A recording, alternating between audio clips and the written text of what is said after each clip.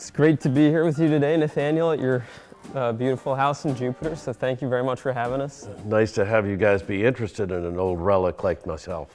What was it like to be growing up in a famous family? It was pretty wild. My dad gave me a lot of one-on-one attention. Back then, Dad would command 40, 50 million audience out of a populace of 200 million then.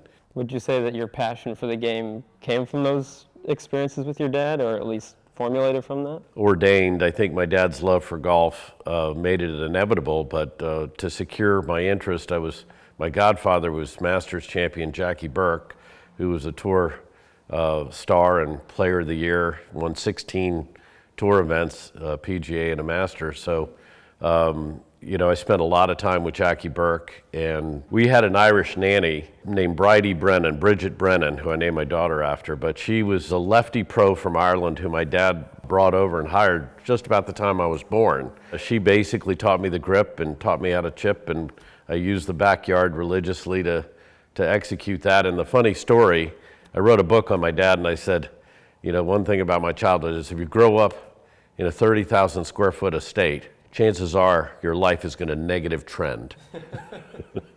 You're either bit by the golf bug or you're not. And I think I got bit very young. And of course, my dad's tournament, the Pro-Am at Pebble Beach, Dad, had that tournament, and it got Masters ratings for a long time because of the celebrities were such a draw. And professional golf just wasn't as mainstream as you might think. Back then, you're watching Nicklaus, Trevino, Tom Weiskopf, Ray Floyd, and it was very motivational. Dad was so mainstream then, so he was getting a lot of retirement exposure as he was winding his career down.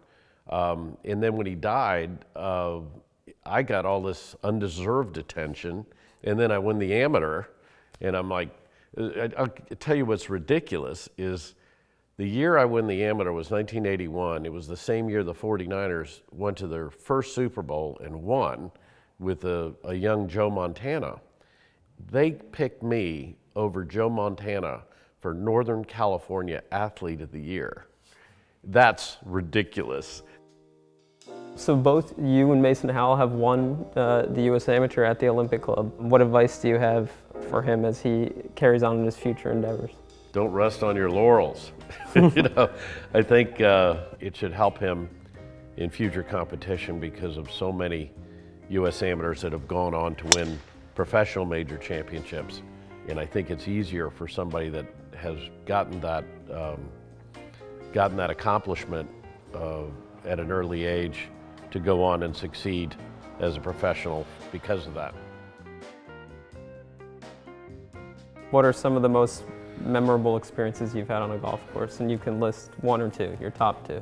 Well, obviously winning the amateur, the amateur week was amazing, but the way I won the amateur, I think, was as exciting as anything. I was literally practicing at San Francisco Golf Club, warming up before I played my matches, which wasn't noticeable until the semifinals when I'm playing Willie Wood and I'm showing up in my brown and orange Cheech and Chong Chevy van 10 minutes before tee time, hit a couple of putts, let's go.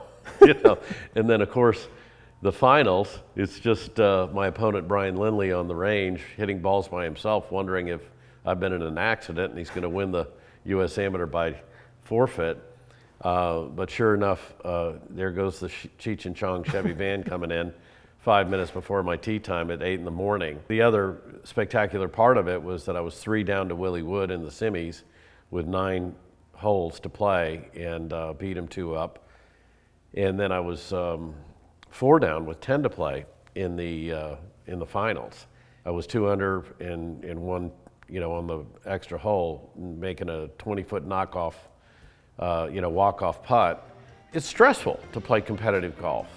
And I think I look back and I have some regrets, but to be honest with you, it's like I really had fun playing golf with my buddies. Well, it would be great if I could compete well in a senior amateur, but I also worry about taking a spot when I'm really not competitive anymore. But at the very least, if I practice and try, it's a weight loss program.